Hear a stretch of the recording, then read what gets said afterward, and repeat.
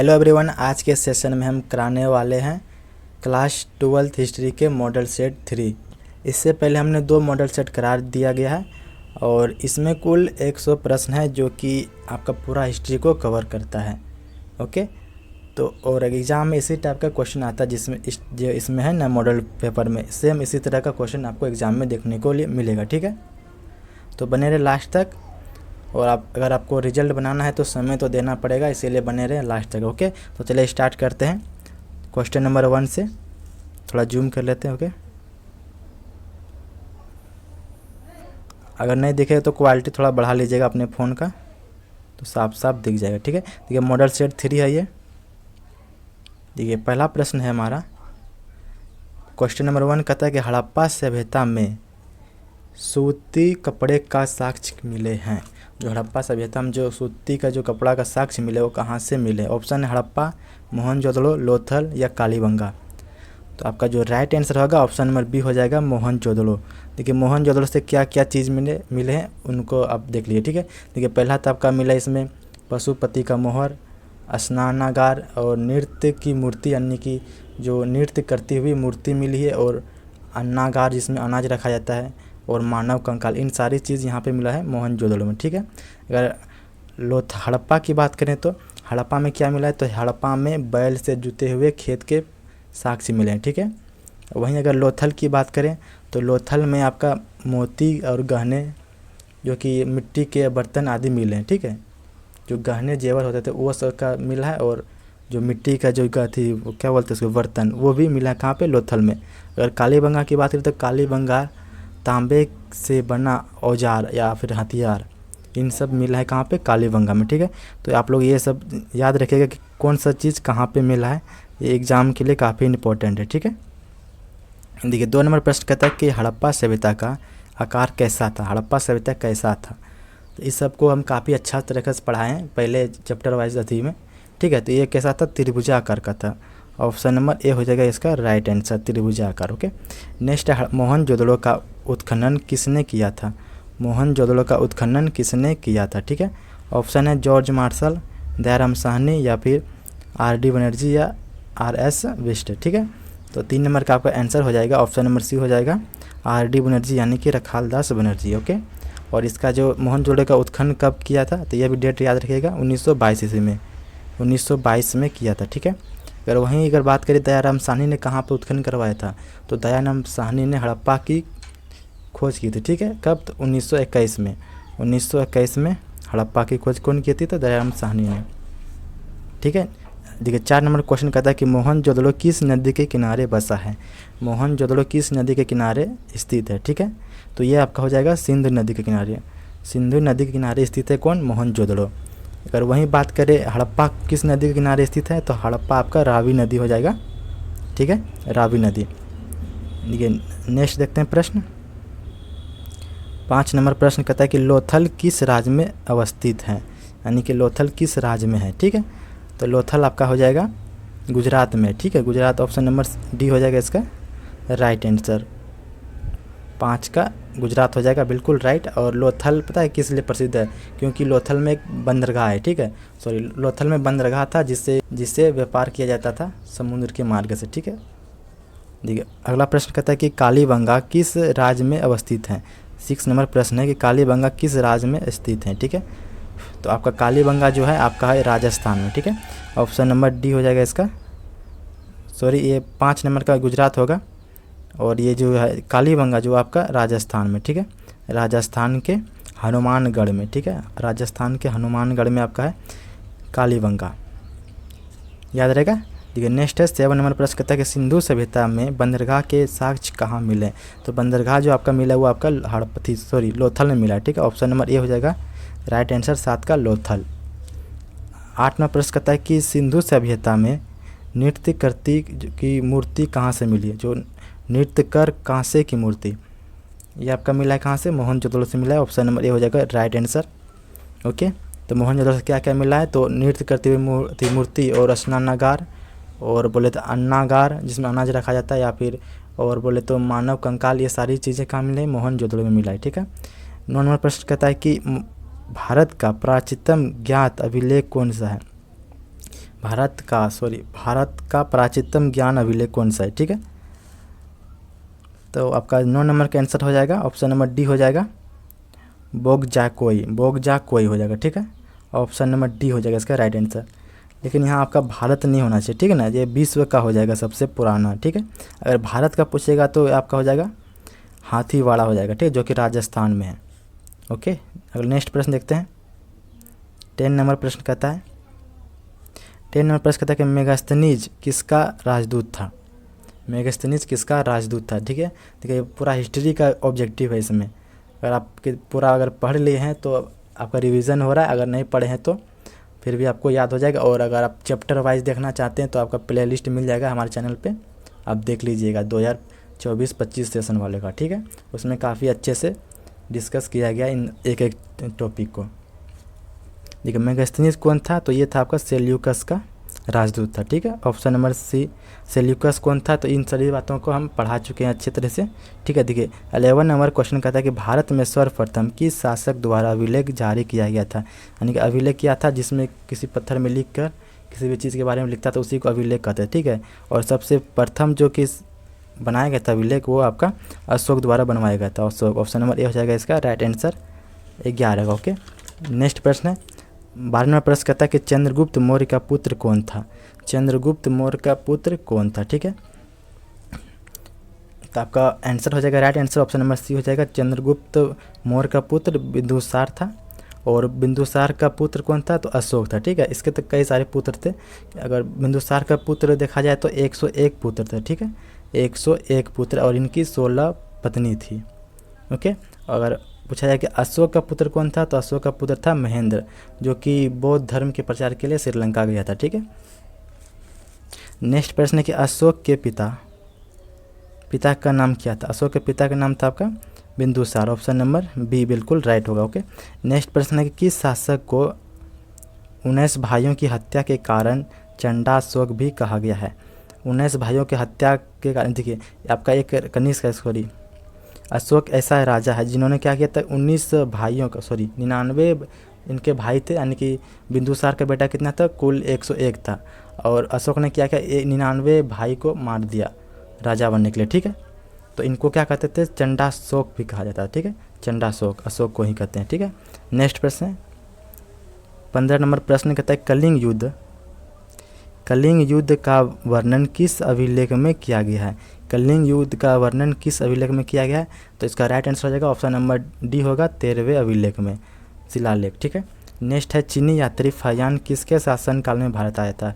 चीनी यात्री जो फैयान था वो किसके शासनकाल में भारत आया था, तो आपका राइट आंसर हो जाएगा ऑप्शन नंबर सी हो जाएगा विक्रमादित्य, यानी कि चंद्रगुप्त विक्रमादित्य, द्वितीय भी लिख सकते हैं इसमें, ठीक है। नेक्स्ट है सती प्रथा का प्रथम अभिलेख्य साक्ष्य कहाँ से मिला है। सती प्रथा जो प्रथम अभिलेख्य साक्ष्य कहाँ से मिले हैं, ठीक है। तो आपका राइट आंसर हो जाएगा 17 का, ऑप्शन नंबर हो जाएगा आपका सी हो जाएगा एरन अभिलेख में, ठीक है, एरन अभिलेख से मिला है, ठीक है। नेक्स्ट प्रश्न देखते हैं, आपका यहाँ से प्रश्न है, ठीक है। अगर आपको क्वालिटी में दिक्कत हो रहा है तो आप इसको जूम कर सकते हैं हल्का सा। ओके, देखिए नेक्स्ट है कि वानभट्ट किस शासक के दरबारी थे। वानभट्ट जो थे वो किसके दरबारी थे, ठीक है। तो 18 का आपका आंसर हो जाएगा ऑप्शन नंबर बी हो जाएगा बिल्कुल राइट, हर्षवर्धन के दरबारी थे वानभट्ट, ठीक है। नेक्स्ट है गुप्त संवत किसके और कब शुरू हुआ था। गुप्त संवत किसने और कब शुरू किया था, ठीक है। तो इसका जो राइट आंसर हो जाएगा ऑप्शन नंबर आपका 19 का हो जाएगा डी हो जाएगा, ठीक है। चंद्रगुप्त प्रथम ने शुरू किया था संवत, यानी कि जो संवत के स्टार्ट चंद्रगुप्त प्रथम ने किया था कब 319 ईस्वी में, ठीक है। नेक्स्ट प्रश्न है 20 नंबर प्रश्न कहता है कि पंचतंत्र की रचना किसने की थी। पंचतंत्र की रचना किसने की थी, ठीक है। तो आपका राइट आंसर हो जाएगा ऑप्शन नंबर सी हो जाएगा विष्णु शर्मा ने किया था। पंचतंत्र क्या एक ग्रंथ है, ठीक है। नेक्स्ट है नालंदा विश्वविद्यालय का स्थापक शासक कौन था।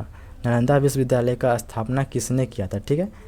ये ऑप्शन देखिए, इसका थोड़ा बड़ा कर देते हैं अच्छे से दिखे ताकि। ओके, नालंदा विश्वविद्यालय का स्थापक किसने किया था, ठीक है। तो आपका राइट आंसर हो जाएगा ऑप्शन नंबर डी हो जाएगा बिल्कुल राइट, कुमारगुप्त।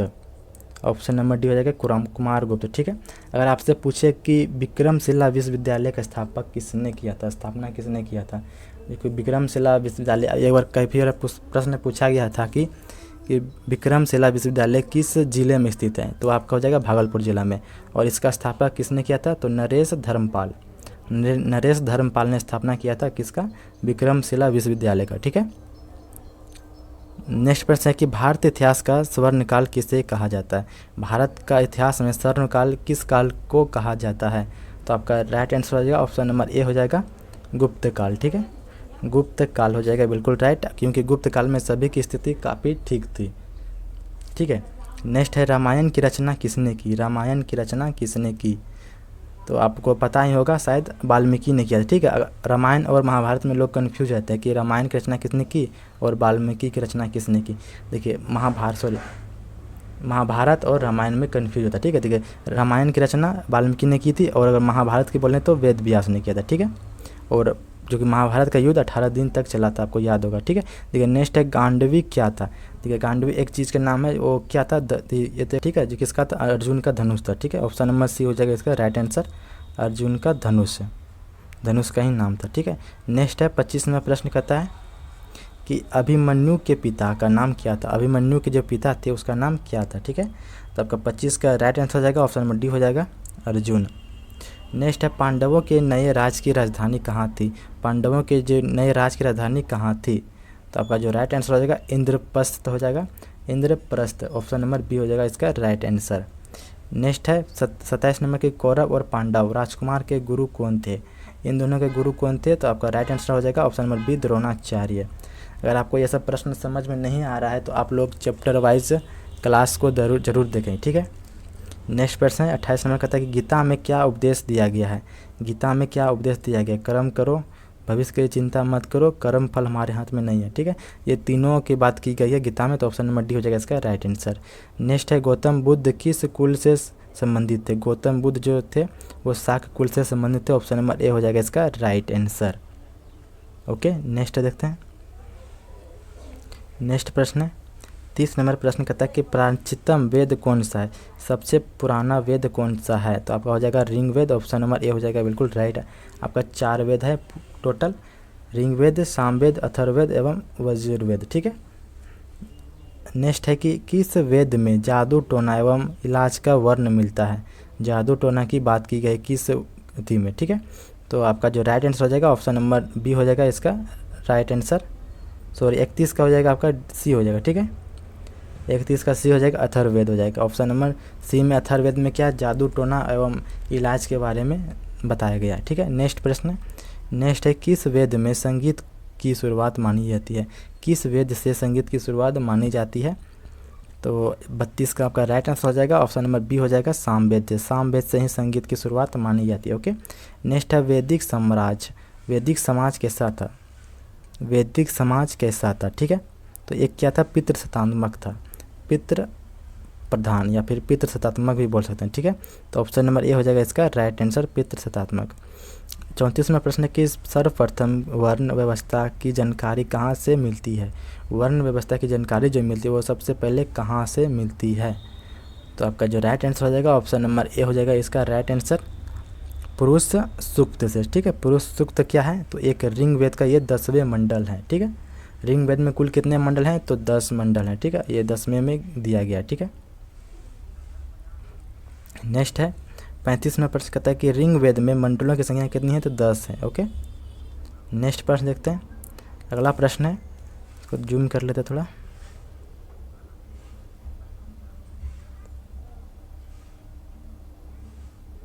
देखिए अकबर द्वारा भूराजस्व व्यवस्था, अकबर द्वारा भूराज व्यवस्था में कौन सा व्यवस्था चलाया।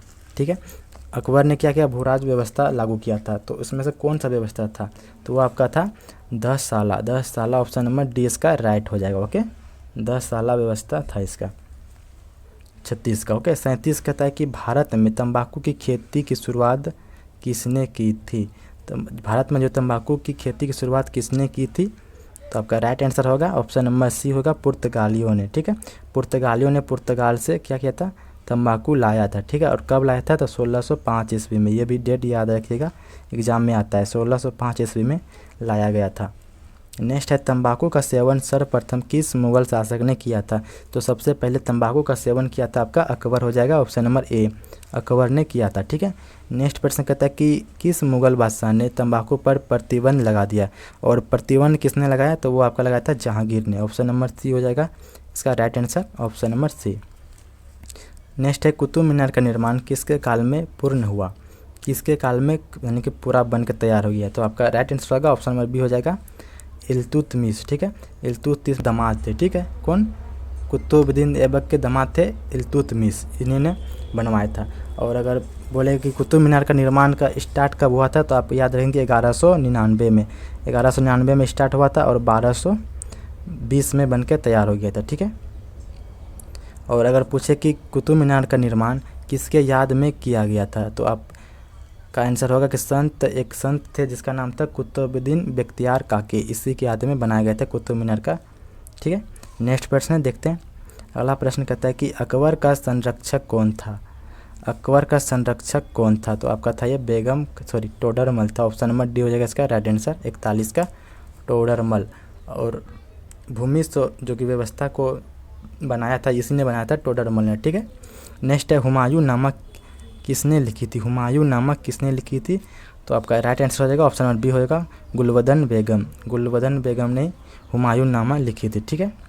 नेक्स्ट है हल्दी घाटी का युद्ध कब हुआ था, हल्दी घाटी का युद्ध आपका हुआ था 1576 ईस्वी, ऑप्शन नंबर सी इसका राइट होगा।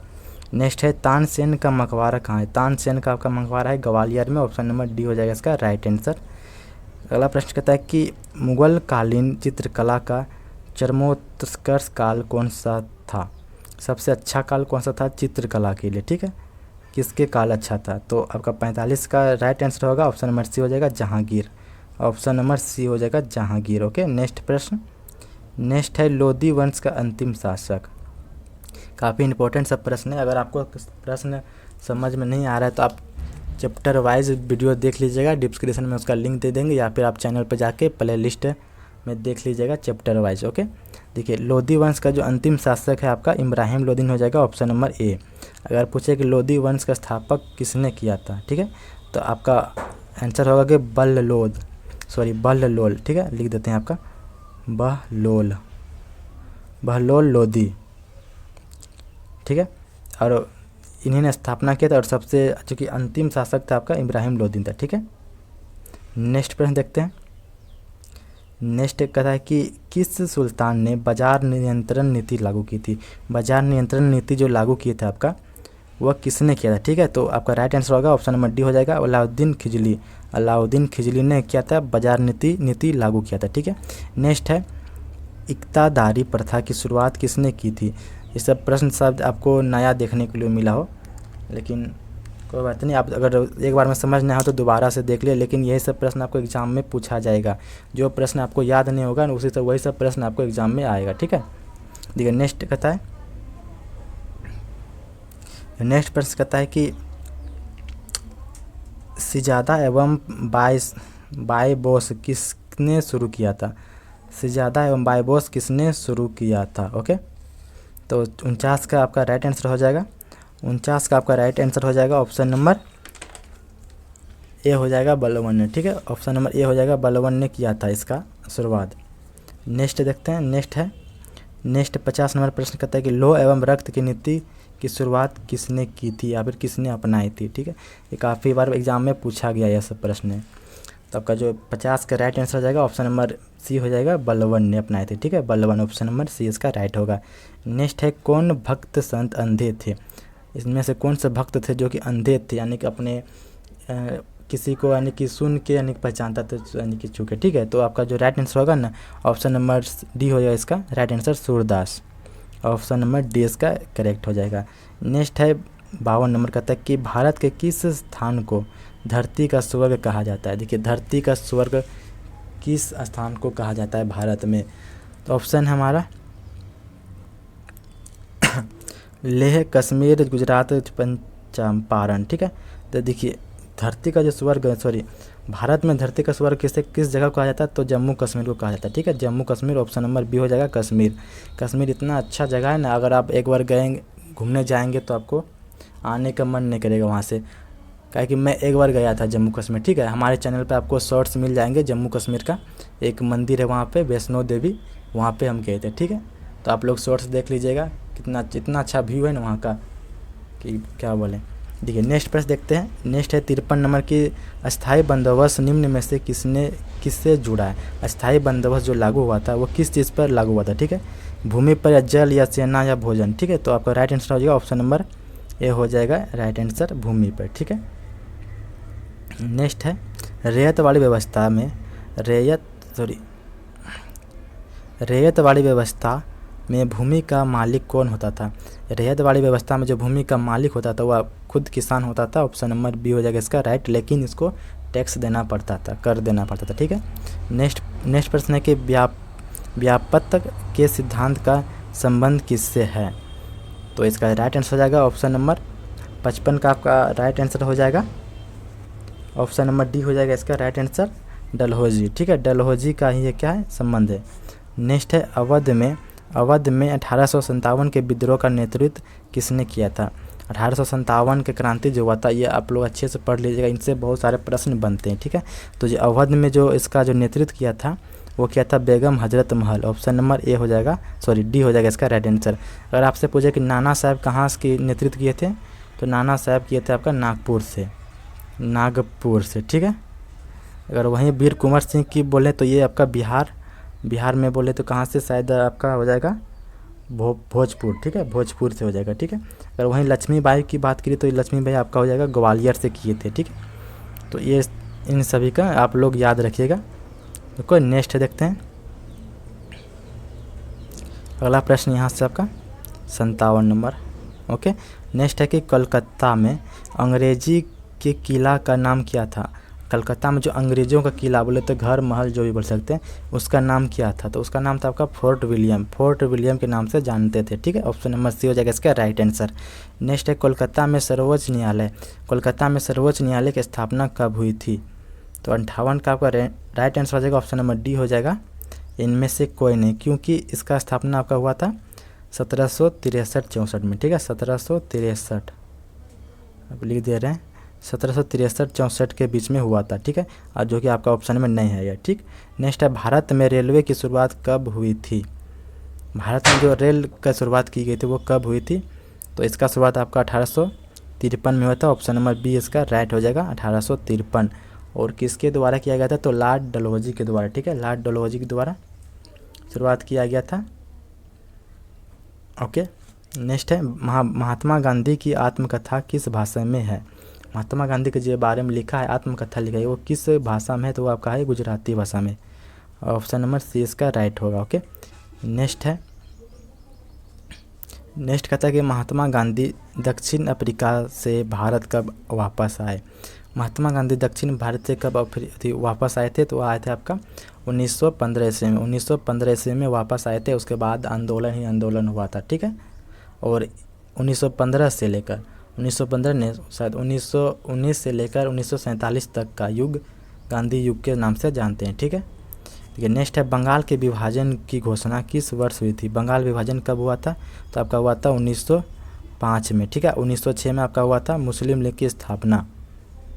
ओके, नेक्स्ट है 1920 ईस्वी में कौन सा आंदोलन हुआ था। 1920 में आपका हुआ था असहयोग आंदोलन। असहयोग आंदोलन यानी कि अंग्रेज का सहयोग नहीं करना, अंग्रेज का सामान उपयोग नहीं करना, उसके स्कूल में नहीं पढ़ना, इन सारी बातें हुआ था। ठीक है, नेक्स्ट है केम्ब्रिज विश्वविद्यालय का कौन छात्र पाकिस्तान नाम दिया था। देखिए क्वेश्चन को समझिए, केम्ब्रिज क्या है, एक विश्वविद्यालय है, और इनमें से कौन उसका छात्र था। तो आप पहले समझिए कि पाकिस्तान नाम किसने दिया, तो आपका होगा राइट आंसर चौधरी रहमत अली ने क्या था, पाकिस्तान नाम दिया था। ठीक है, और चौधरी रहमत अली कहाँ के स्टूडेंट थे, तो वो थे केम्ब्रिज विश्वविद्यालय के।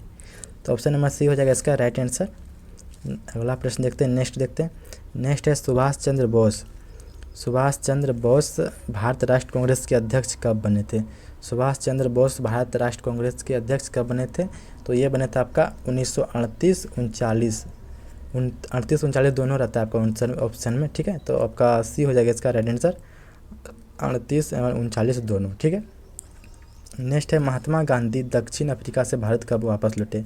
ये क्वेश्चन रिपीट हो गया शायद, ठीक है। तो ये आपका था 1915 में, ऑप्शन नंबर सी इसका राइट होगा। नेक्स्ट है तुम मुझे खून दो मैं तुम्हें आज़ादी दूंगा। तुम मुझे खून दो मैं तुम्हें आज़ादी दूंगा, ये बोस जी का नारा था, ठीक है, सुभाष चंद्र बोस का। ऑप्शन नंबर बी हो जाएगा इसका राइट आंसर। नेक्स्ट है गुलामगिरी कब और किसने लिखा। गुलामगिरी एक बुक है जो कि लिखा था आपका ज्योतिबा फुले ने, ठीक है। ज्योतिबा फुले ने लिखा था 1872 ईस्वी में। ऑप्शन नंबर बी हो जाएगा इसका राइट आंसर। नेक्स्ट प्रश्न कहता है कि डांडी किस राज्य में स्थित है। डांडी किस राज्य में है, तो आपका है गुजरात में। ऑप्शन नंबर डी इसका राइट हो जाएगा, ओके। अगला प्रश्न कहता है कि भारतीय राष्ट्र कांग्रेस के प्रथम महिला अध्यक्ष कौन थे। भारतीय राष्ट्र कांग्रेस के प्रथम महिला अध्यक्ष आपका हो जाएगा Annie Besant. Option number A हो जाएगा इसका राइट। अगर आपसे पूछा कि होम रूल की स्थापना किसने की थी, तो एनी बेसेंट ने, ठीक है। नेक्स्ट है कि झांसी की रानी लक्ष्मीबाई युद्ध करते हुए मारे गए, यानी शहीद हो गए, कहाँ पे, तो आपका हुआ था ग्वालियर में, ठीक है। ग्वालियर ऑप्शन नंबर सी में, ऑप्शन नंबर सी इसका राइट होगा, ठीक है। नेक्स्ट है किसने भारत को मात्र एक भौगोलिक इकाई कहा था। भारत को किसने मात्र एक भौगोलिक इकाई कहा था, तो वह कहा था आपका सीले ने, ठीक है। जो कि हालांकि भारत जो कि 4 इकाई हैं, ठीक है। भारत के भौगोलिक इकाई 4 हैं और इसका कहना था सीले का कि भारत एकमात्र भौगोलिक इकाई है, ठीक है। ये नेक्स्ट प्रश्न कहता है कि पॉवर्टी एंड एन कि ब्रिटिश रूल इंडिया की लेखक कौन थे। इंग्लिश में थोड़ा पता नहीं कैसे कैसे नाम है। Poverty and un British rule India की लेखक कौन थे, तो ये आपका था, आपका कौन था, ये था आपका दादा भाई नौरोजी, ठीक है। दादा भाई नौरोजी, ऑप्शन नंबर सी इसका हो जाएगा राइट आंसर। नेक्स्ट प्रश्न कहता है कि स्वराज दल की स्थापना कब हुई थी। स्वराज दल की स्थापना कब हुई थी, ठीक है। तो आपका जो राइट आंसर हो जाएगा स्वराज दल की स्थापना कब हुई थी, 74 का आपका राइट आंसर हो जाएगा। ऑप्शन नंबर सी हो जाएगा इसका राइट। 1922 में हुआ था, ठीक है। अगर पूछे कि किसने किया था स्वराज दल की स्थापना, तो आपका राइट आंसर हो जाएगा मोतीलाल एंड चित्तरंजन दास, ठीक है। चित्तरंजन दास, ये दोनों ने मिलके स्थापना किया था, मोतीलाल और चित्तरंजन दास ने, ठीक है। नेक्स्ट है साइमन आयोग ने भारत की यात्रा की, यानी कि साइमन कमीशन कब भारत आए थे, तो ये आपका आया था 1928 में, ठीक है। 1928 ऑप्शन नंबर डी हो जाएगा इसका राइट आंसर। नेक्स्ट कहता है कि 1939 ईस्वी में फॉरवर्ड ब्लॉक की स्थापना किसने की थी। 1939 में फॉरवर्ड ब्लॉक की स्थापना किसने की थी, तो ये किया था आपका बोस जी ने, Subhash Chandra Bose. Option number C हो जाएगा इसका राइट आंसर। नेक्स्ट प्रश्न कहता है, एक सेकेंड,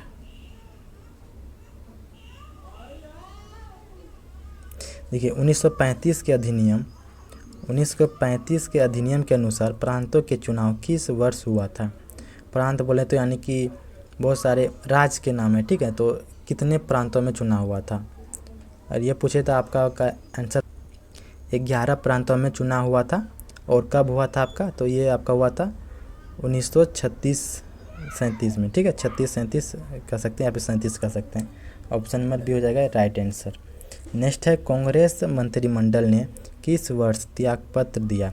कांग्रेस मंत्रिमंडल ने किस वर्ष त्यागपत्र दिया, तो आपका राइट आंसर हो जाएगा ऑप्शन नंबर सी 1939 को त्यागपत्र दिया था, ओके।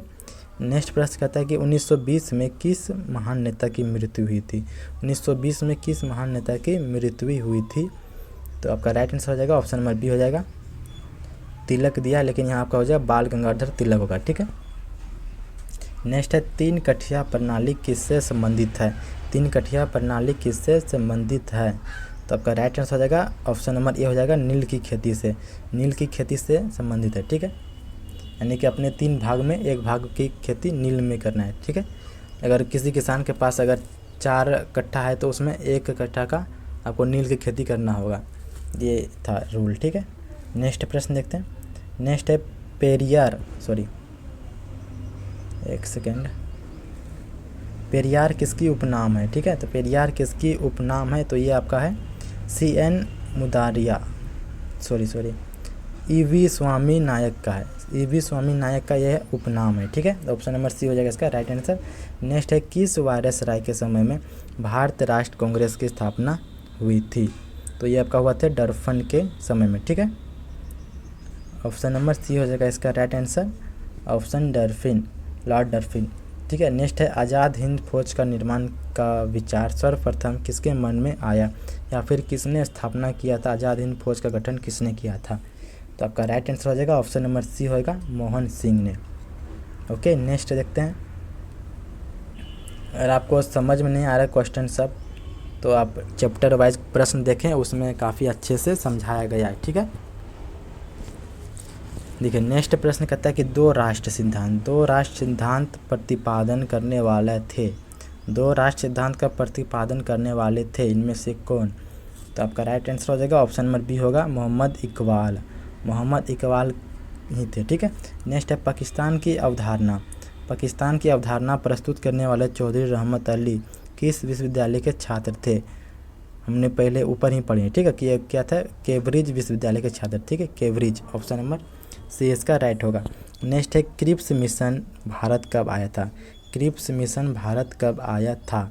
तो ये आपका था 1942 में, 1942 हो जाएगा आपका ऑप्शन नंबर ए, मार्च 1942 में।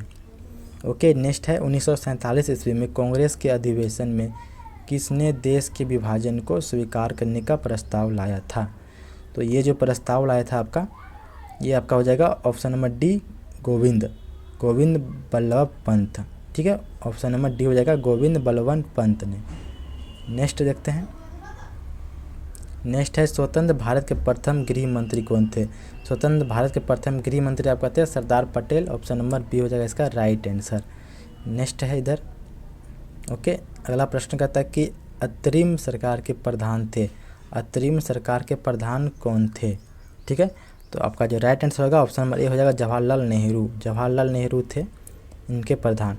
नेक्स्ट है मेरा जीवन संघर्ष ये पुस्तक का नाम है, इसके लेखक कौन थे? ठीक है, तो इसका राइट आंसर हो जाएगा ऑप्शन नंबर सी होगा Swami Sahajanand. Option number C हो जाएगा इसका राइट आंसर। अगला प्रश्न कहता है कि आज़ाद दस्ता का गठन किसने किया था? तो आपका राइट आंसर हो जाएगा ऑप्शन नंबर डी होगा, बिल्कुल राइट, जयप्रकाश नारायण ने ही किया था। ठीक है, नेक्स्ट है पाकिस्तान के प्रथम गवर्नर जनरल कौन बने थे? ठीक है,